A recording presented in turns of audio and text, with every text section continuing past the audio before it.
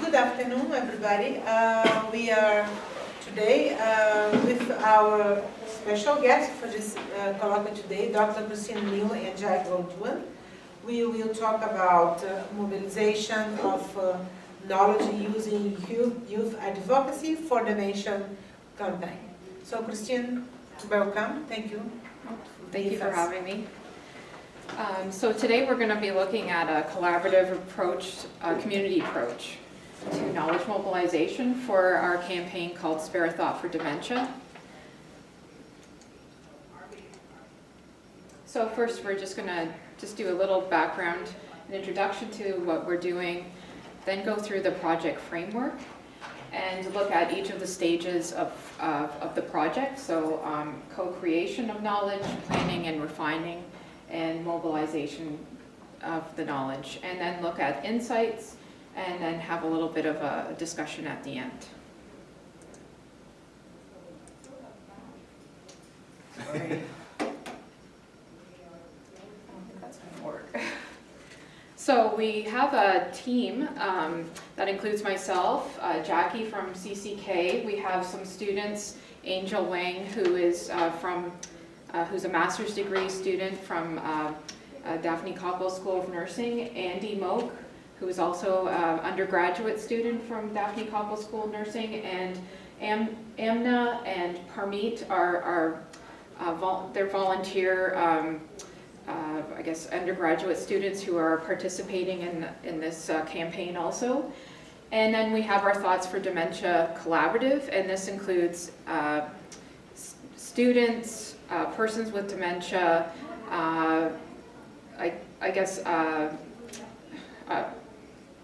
organizations and community groups that are involved and interested in dementia, and we're going to discuss it a little bit more as we go through. I'd just like to also say that we were funded by the SHIRT Connections grant. I also received funding from the FCS,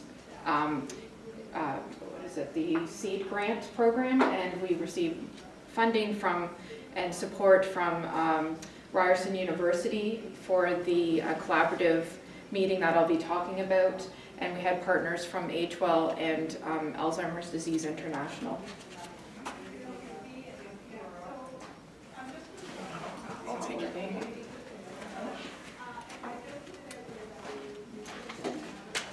So just to discuss the project framework, this was an academic, I guess, exercise to begin with, but we really wanted to see how can we make, I guess, youth awareness important. And so we decided to create a symposium that occurred, and I guess I should talk about that a little bit more in the next section. So that's how the co-creation of knowledge started, was at this symposium. And then our next step was planning and refining, and this is when we have our Thoughts for Dementia Collaborative that came together, and we made this Spare a Thought for Dementia campaign. And then finally, we started just mobilizing the knowledge. Today is actually our launch for the Spare a Thought for Dementia campaign. And we were able to actually start distributing information about our social media campaign, which we'll discuss a little bit more, about putting up your thoughts about dementia through Instagram and Twitter, and just sharing your story through hashtag T4Dementia.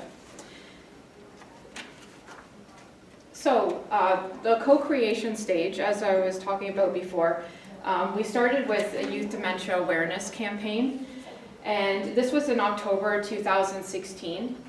We had 50% of our attendees under the age of 25, but we were trying to really have high school students participate, and we were able to get a few of those students, but we had more of a university attendance, probably young 20s that attended rather than high school students. So that is really showing where the gap is and how we need, our approach is we need to find a way to actually connect with those people. At this event, we had academics who came from the UK, the US, and Canada, across Canada, to discuss youth awareness in dementia. We also had grassroots participants who were in youth groups who had successfully, I guess from the ground up, actually get youth involved within their like areas. So we had youth movement from the US come. We had York Mills High School, who has a Alzheimer's club, come to the event too. And they were able to share their stories. And we had youth carers, but also just youth that were involved and interested in dementia and became involved through clubs. So we were able to have a discussion and present ideas to each other. And at the end of it, there was this movement and encouragement that, you know, we can't just stop here. We have to keep going. This is just not a one-day event, two-day event. We need to do something about this. So we continued to discuss and came together through Zoom meetings, and on a regular basis for approximately 1 year. We had those who were mainly a part of the panels and the keynote speakers come together and discuss what are our next steps. And we did actually include others who were interested, who came along from other organizations across the way as we were building our campaign. So we basically came together as a group and started discussing our next steps, came up with the idea of Spare a Thought for Dementia, but now is, what are we going to do with that? So how are we going to impact the youth and increase awareness? What resources can we bring to them? And I think that's probably a good segue to Jacky. Okay, thank you so much. Hello everyone, my name is Jacky Duong. I am from the Center for Communicating Knowledge, which is a research center here on campus. And what we do is we work with researchers who have the information and their research ready to mobilize and engage with audiences. So Kristine, she got a little bit into the next stage, which is where she consulted with me in terms of planning. So basically, Kristine came to me with a whole bunch of information and resources from the Youth Dementia Awareness Symposium, including videos, artwork, and so forth. And her big question was, what can we do with this now? So together with Kristine, Andy, who's at the back, as well as a collaborative group of members from across Ontario, we decided to come up with the Spare a Thought for Dementia campaign.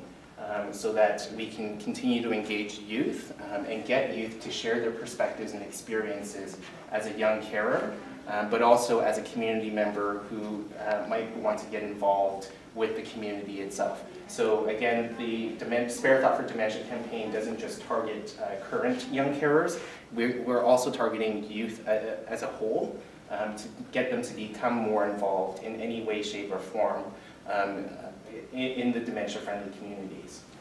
So within our planning stage, Kristine looped me in and I joined the the Thoughts for Dementia Collaborative.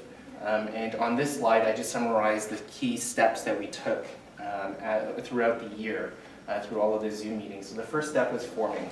It was very difficult for me to actually get to know who was a part of the actual group, and for some of the members, I still don't know who they are.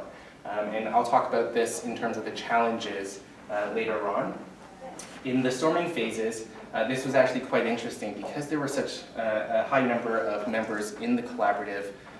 We needed to actually start identifying the goals and objectives as a group rather than as individuals. So for example, the Alzheimer's Society of Toronto might have a very different objective than a community advocate versus a youth who is also a part of the collaborative.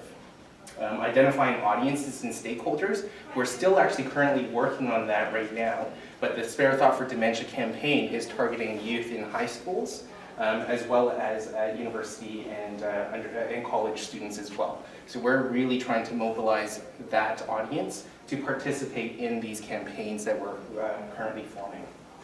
Defining a mission. So on the next slide, I'll show you what the mission is. It's a very long mission. And again, it came from the fact that we have so many different collaborative members who had different stakes within this project. And then developing a logo. So Andy actually really helped me develop a logo and come to a consensus with the group. And we're very happy to actually share the fact that, everybody a part of the collaborative really likes the logo. You'll get to see it a little bit later. And we're currently in the norming phase. So currently we are identifying who does what as a part of the launch plan for the Spare Thought for Dementia campaign. So part of our group, Kristine, myself, and Andy, our role within the launch is to start mobilizing this initiative within the university and academic settings. So today we are here presenting to the Faculty of Community Services, and on Friday we actually went to the Canadian Conference on Dementia, which was an international symposium that focuses on dementia. We actually presented our poster and gained a lot of traction. The postcards that you currently have right now, we ran out by the end of the day. People who came by were very excited about this initiative, and they told us that they would love to give this postcard to their grandchildren, their daughters and their sons and so forth, and help us get the word out. So if you can do that, that would be great as well. And then of course for our norming phase, we're trying to establish feedback channels. So even within our group at Ryerson, Andy, Amina, Parmeet, and Angel, we're identifying how we might collect the feedback from people not only in the collaborative, but from the public as well. Right? So Andy right now is a social media manager, coming up with social media content. Amina, who's another undergraduate student, is currently taking over the website and collecting information from our partners and collaborators so that we're updating everything as we go along. So here's our very long mission, and it was developed in collaboration with the members of the collaborative. And basically we want to promote awareness and advocate for persons living with dementia by doing X amount of things. Our actual mission statement is actually a lot longer. I just condensed it for the slide to something that I think was most relevant to the Faculty of Community Services. So the first one is providing resources and information. Our website hosts a series of links as well as resource kits for students who are interested in, one, finding out more about dementia, or two, interested in starting an initiative locally within their high schools. Collaborating and including persons with dementia, that was extremely important for us because we couldn't create a campaign without having someone who has dementia or who is living with dementia be a part of the storming of the ideas. Three, profiling intergenerational relationships. So that was also quite important for us because we wanted to make sure that the members of the collaborative had a chance to interact with the youth, and youth are also getting to interact with older generations. And one of the side kind of missions that we identified was that the older generations are looking for ways to help prepare the next generation of young carers. So that's why it's ingrained within our mission. And then lastly, encouraging youth to engage with local communities and become advocates. Again, through either weekly volunteering, either through going onto social media and sharing their thought, or even just finding out more about how to get involved within their communities. So our goal is to develop partnerships with the communities and schools. So not just, here's a lot of information and here's a toolkit for you, go do whatever. We're actually asking them to contact us if they're interested in us going over to their schools, presenting information, doing workshops with their students to help brainstorm unique ways to get involved. So this is a snapshot of the Thoughts for Dementia Collaborative. So right now we have academics and scholars from Ryerson University and University of Waterloo. We also have healthcare providers within Southwest Ontario, such as Alzheimer's Society, the Powerhouse Project, and the London Local Health Integration Network. Did I get that right? The LIN? Okay, good. We also have dementia advocates, so as I mentioned before, we actually have a person living with dementia as a part of the collaborative so that he can actively contribute ideas and suggestions for how we can go forward. We also have youth, and we have educators and administrators from all over who can provide some input and their skills and expertise. So something unique about this collaborative is that we have a range of expertise and skills to help us mobilize this knowledge. So for example, Kristine in the scholarly world would know all of the conferences, would know all of the initiatives that we can actually go to. The dementia advocates, Paul, who actually does a monthly radio show, has offered for us to go onto these radio shows with him so that he can actually promote the campaign. So our network is actually continuously growing, and that's through the help of Kristine looking at different partnerships and different avenues that we can go to. So we're very excited to see this grow. So in step 3, in terms of mobilizing knowledge, we created a series of outputs. So here's the logo that Andy and the team came up with. We looked at the colors, that was very important, and that was actually from Kristine's, one of Kristine's previous presentations and conferences that she attended. So she was very integral to advising on the different color schemes that we could use. We did the thought bubbles, but we also wanted to make sure that it's not just one voice, and that's why we have 3 different colors. In terms of mobilizing the knowledge, we created a website called the thoughtsfordementia.com. And this website was kind of to help us collect all of the information and resources about local initiatives and new initiatives so that when people go onto this website, they can become inspired on what they can do, either large scale or small scale. So this is kind of the framework of how the project went from an academic symposium to actually mobilizing knowledge on the ground type of level. So the website that you just saw becomes our portal for posting information, for fielding questions, for people to reach out to contribute to the actual website. Local events and social and digital media are our active ways of disseminating and mobilizing knowledge outward, and also collecting information to feed right back into the website itself. This blue grayed out area right here represents the collaborative, and they have an active role in informing everything that we do from outreach to the actual website itself. And then the outer rings are the potential audiences. So what you have on the table right now is a postcard to encourage people to go online to share their thoughts and experiences as a young carer living with dementia, a young carer for someone living with dementia. This is another sample of a poster that we are developing so that we can post it on community hubs. We can disseminate it to different organizations to get them to actually know about the campaign. And we have a series of other products to help promote and spread the word about this campaign. And if they have any information, they would know where to contact us. And basically, the whole idea of this campaign, the My Story, Your Story campaign, is to get people to share ideas so that other people can become inspired with their own ideas.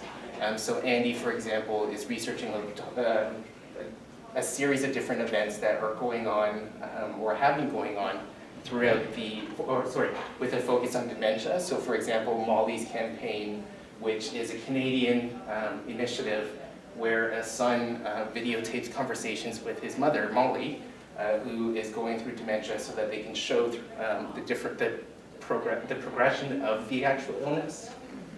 Sorry, I'm losing my breath. That campaign has actually gained a lot of traction on our Facebook page from people in the US, which was very surprising for us because they actually liked the post before we even launched, which is great news for us. So hopefully through sharing more initiatives like that, we'll gain a better audience to engage people with.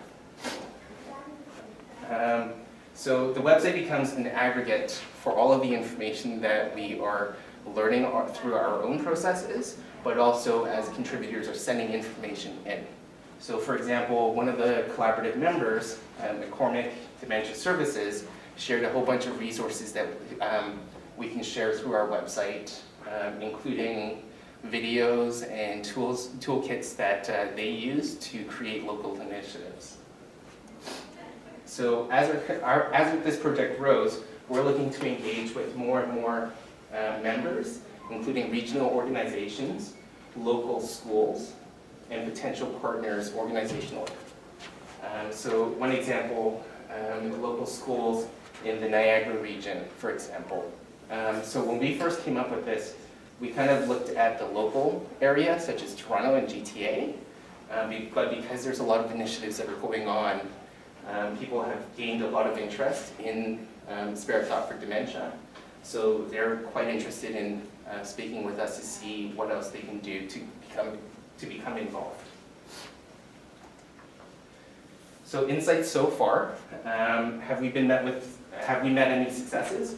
I think we have, based on the fact that we have a collaborative that we meet with regularly, so it's usually twice a month.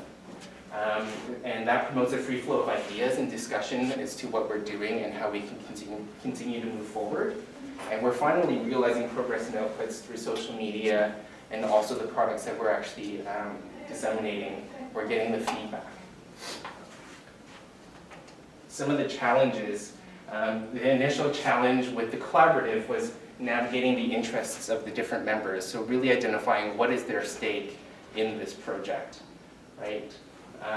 Number two, leveraging the expertise and skill set. That was one of the challenges that we had in the beginning in terms of a group that's related to their interests. But through all of the discussion and meetings, we're becoming better and better at utilizing their expertise. So Paul, for example, speaking from a person living with dementia perspective, another person who has connections with school boards and trustees. So we're becoming better at identifying those skill sets and utilizing them. Coming together, that was also an earlier challenge that we had. It was a lot of discussion through the meetings and no real action items. So that took place for a very long time until Kristine and I actually discussed and said, you know, for our next meeting, we really need to identify action items so that we can move forward. Which is great because that's how we did the launch at CCD and also how we identified that we would love to present at this colloquium series. Our ongoing challenge is direct engagement with the youth. So we've encountered a few roadblocks along the way for bringing this initiative to local schools. For one, we identified a student group at a local high school, so we contacted them, who actually has so the student groups within the school boards, they usually have a faculty advisor. So we contacted the faculty advisor, who then had to contact the principal to make sure that it's okay for us to engage with their students. So that's one of the direct challenges that we're experiencing now. Not only does it take a long time for them to get back to us, but sometimes they don't even get back to us according to our timelines. So right now we're trying to look for ways to kind of go directly to the youth, and through social media, we talked about that as one of those ways of directly engaging with the youth. So at this point, I think we wanted to do some guided discussions to get your feedback and input and ideas for how we can take this to the next step. So first of all, does anybody have any questions for us at the moment? I have a question. Yeah. Why you target only high school students? Consider that our population of the youth students, they also deal with family members who are living with the dementia. Yeah. So our main target was for high school students because of the research that I've done previous, is that there's an actual gap of reaching this age group. It's Okay. much more easier to engage with youth that are in universities rather than high schools. Part of the issues also with youth is they don't realize that they're even a carer or that what their role in the community is. So that's why we really would like to engage with them more and our focus on them. But we are inviting university students to attend these sessions, and social media, they have been very important to spreading the word. And actually, sometimes we connect with the, I guess, young adult who then transfers the information to their sibling who is much younger. So it seems to work that way. And a part of the actual engaging with the youth that Kristine and Andy and I talked about was the stigma that comes with being a young carer. So we also wanted to provide resources to, especially the younger cohort of youth, to let them know, different ways of combating the stigma and countering that. So that's why we also looked at the younger cohort, but we also identified that university and college students are great people to mobilize these kinds of efforts. So. Thank you. And just to add something else is that we're just finding, and generally in society, we need to interact with a younger audience and make sure that it's integrated, through curriculum, through maybe even school-age children and beyond, and then go into high school, that they already have this notion implanted that we should have a dementia-friendly community, we should be respecting our elders, and just having that integrated into our society in general. See, this is a really great initiative. I was just wondering what your reach is in terms of diversity. Are you thinking of reaching different cultural backgrounds, or is it just? Well, yes, we hope to do that. And actually, when I went to the Canadian Conference on Dementia, I actually ran into someone who is interested from Nunavut with, as she said, it would be really important to show their stories of how Indigenous populations actually deal with these types of situations, and they're much different than what urban sort of city would be compared to Nunavut. So we are definitely looking for expanding and learning other stories, and that's what we hope to do, because this is the very beginning, and it's kind of exciting to see that there is a lot of people interested in sharing their story.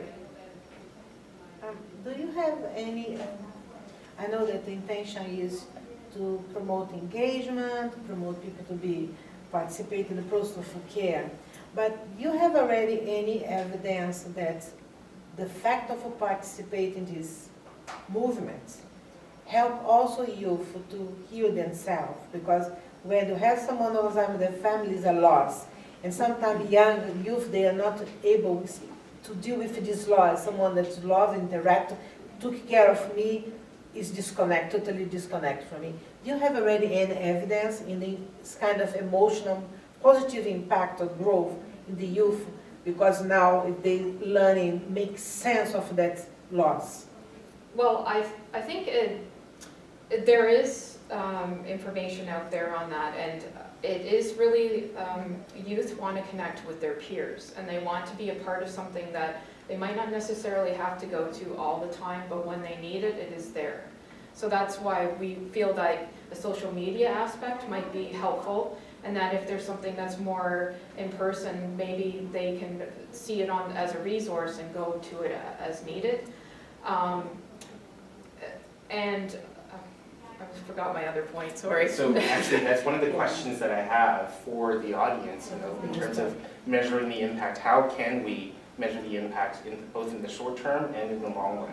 So one of the key aspects of this project was the beginning, which is the Youth Dementia Awareness Symposium, where Kristine invited students, high school students, to share their perspectives. And now, that person has been a part of the collaborative and advising as well. And now she's moving on to university. She's currently in university right now, so it's a lot more difficult for us to engage with her. But through her sharing those experiences with other youth at that symposium, I don't know what you want to say about that, Kristine? Well, I think we do have other avenues now that we're approaching. We got into a lot of issues with red tape, where we got to a certain point, and then it got to the point where it went to a principal or a school board, and then we have contacted on a regular basis, just to see where it's going, and we don't receive any communication. So we thought, well, it's time to rethink our approach. So we actually started connecting with a program that is for high school students for specialized education, where we can directly communicate with the director of that program, and they have more freedom to actually have, I guess, programs like ours come in and actually work with students rather than having to go through this long process. So it's more like we're a guest coming in. They would like to work with us, and it's part of their curriculum that they're already included in. And we're hoping that we can use a similar approach that we've been using all along from the symposium, is that arts-based approach, and looking at it from a more cultural aspect and arts approach, so that we can sort of interact with students in a way that they might be able to communicate what they're feeling, but it could be through photography, drawing, painting, whatever, a different approach, and then have them reflect on that.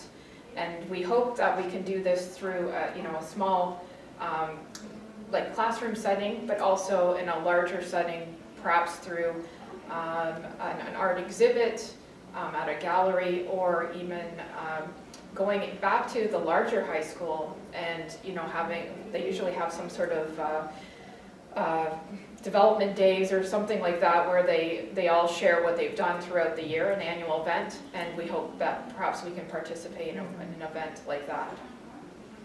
So just throw the question right back at the audience. What would you like to see in terms of improving the impact? What kind of things that can Kristine and the rest of the team look out for in terms of measuring the success of this type of campaign? First of all, I just want to compliment you on a wonderful initiative, and as Janet said, I think you've really done some great work, so it's great to see an excellent presentation. That was my question as you were talking, was how do you know it's working? And I guess for me, the question is, well, what are you expecting to have happen? And I almost think you have to think about the individual level. So I think, Kristine, you gave some really good examples of what might be helpful for youth. Can you use that as an evaluative process? So can you turn that into a research project that looks at positive outcomes for the individual youth themselves, in terms of whether it changed their perspective, whether they felt better about themselves or about their loved one or about their role?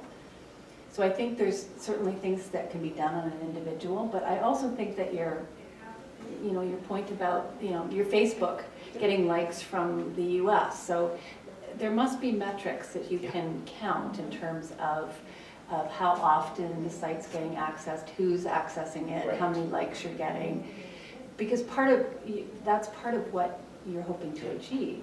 Exactly. So I think that would be important in terms of looking at the short-term and the long-term impact.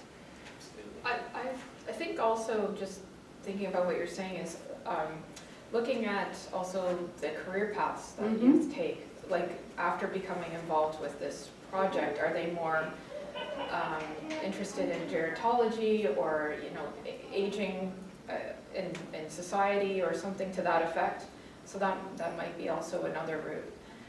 I just remembered my point from before, but it was more about volunteerism. Yes. So when students become interested in an area, usually they volunteer in that area.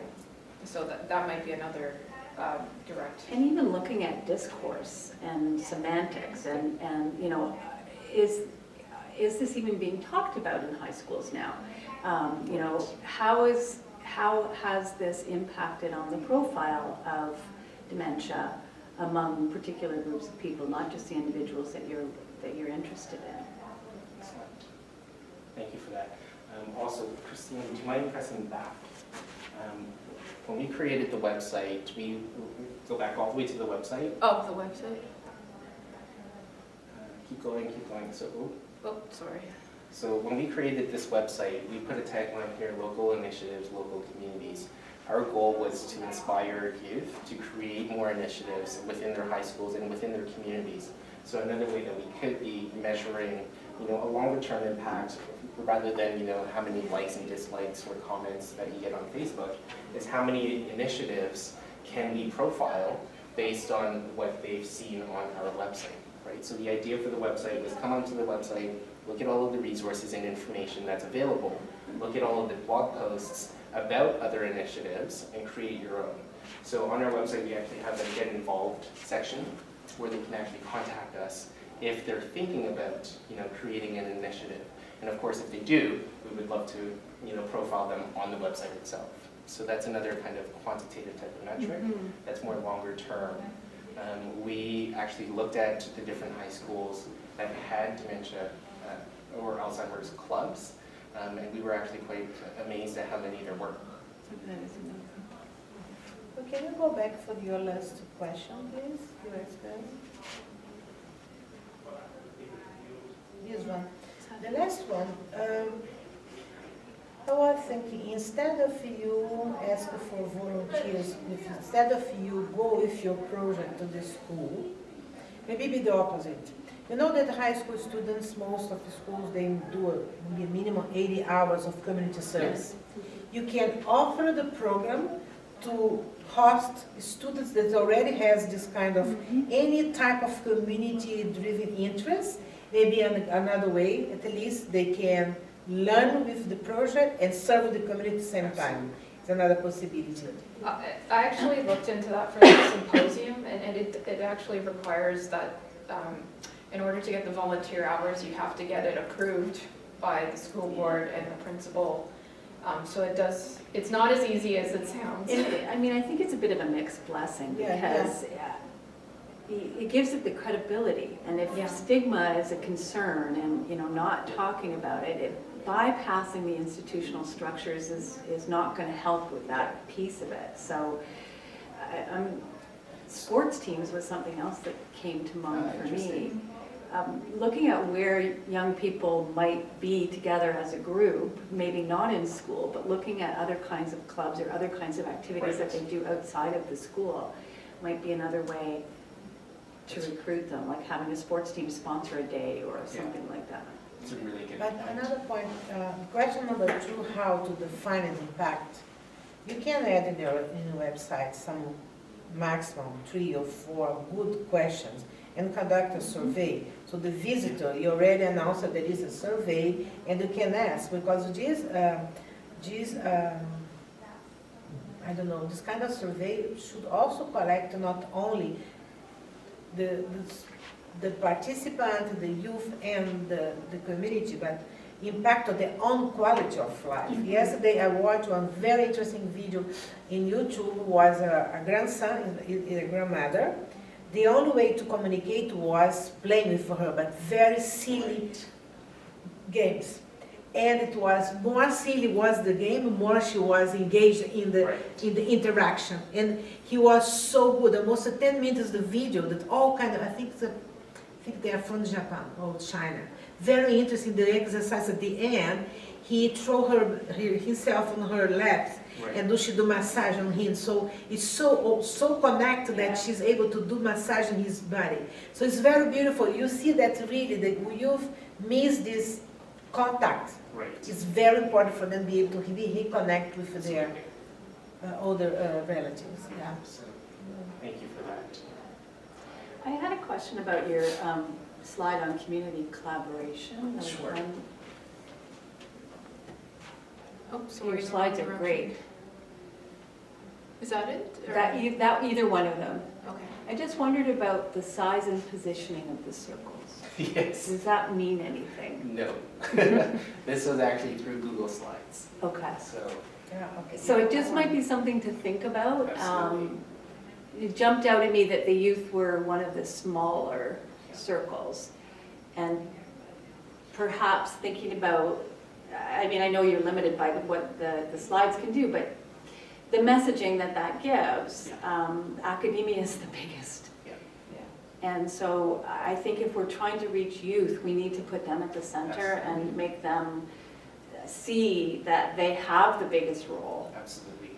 I think this is what media relations, so Ryerson's media relations team actually caught wind of this project and contacted Kristine, and that was their feedback. They want a youth to be advocating for this project, right? So it's a point taken. Thank you for pointing that out. It's fabulous, it's great. So It'd be any great other? if you can add some testimonial, video, the Yeah. youth told the story, how it's changed my life, and maybe open my new avenues for my future career, and then I will think about something in the social, not sure, and then I understand that I want to do this kind of thing, yeah. Absolutely. And Kristine, you mentioned that sometimes university students are a good foray into accessing younger youth. What about integrating this into some of their classes here? Is there a role for this in the curriculum? I definitely feel like there could be a role in the curriculum, especially since they're in the midst of changing it and using different avenues for interacting. So maybe doing something that is more a social media aspect rather than having it just a dialogue within a classroom. Yes. Might be a great, that might be a good avenue to pursue, Through, so my focus is on knowledge mobilization and translation, so even through stuff like Instagram, it can be a source of research data, right? So when students participate, maybe they post a picture and tell a story. That to me is a form of photojournalism, right? So, yeah. Well, I was going to add on to you. I'm doing my undergraduate my last year, and I have a sibling in high school. So maybe even getting these workshops for us students to do our professional development hours, which could help, bring a sibling. You can go through this presentation, they can learn about it, they can put their hands into the program. And my sister's 15 and she's an avid Instagram user. So she could post this workshop, she could post a poster, and her friends could see it and then get involved. And then they could either start a club at their school if they don't have one already, or mobilize it that way. So I think that might be a great idea.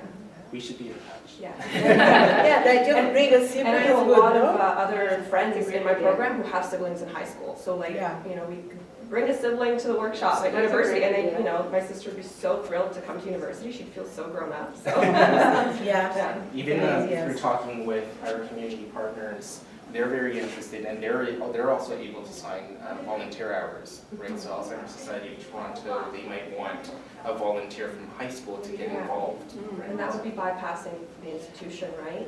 I would be bringing my sibling. It would be you going to the classes. Yeah. So that could.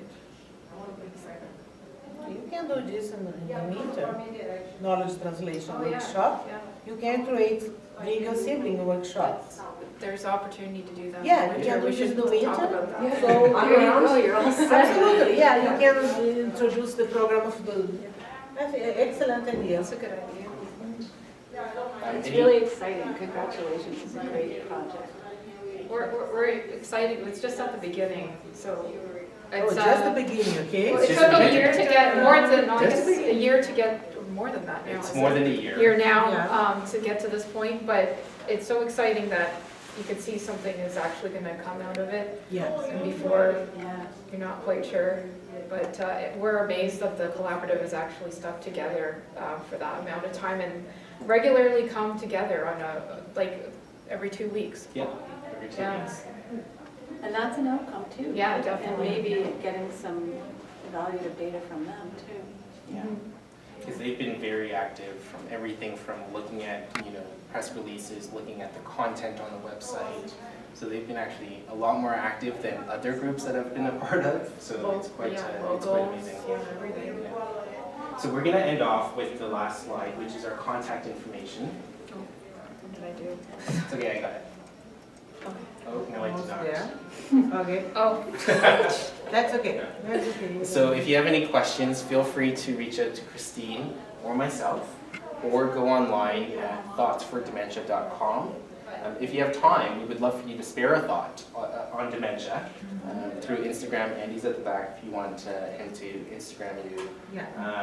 And literally just talk about dementia, what it means to you, how it impacts the community, for example. this is actually our presentation that was at the Canadian Conference for Dementia on the weekend. And all of our contact information is also on the postcards. So if you need, you don't have a pen and paper. Okay, well, thank you so much for listening. Okay, hope it was.